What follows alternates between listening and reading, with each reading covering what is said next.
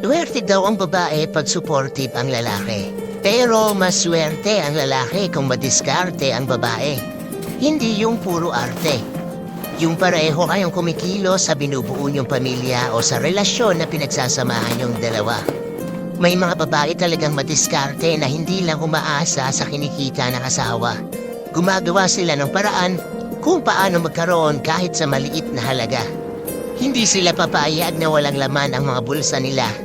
Siyempre, natatakot din sila baka hindi maabutan ng asawa pag magkaaway sila. Sila yung hindi mapakali sa pagkakakitaan nila. Yung halos lahat ng pwede ibenta, ibebenta na nila.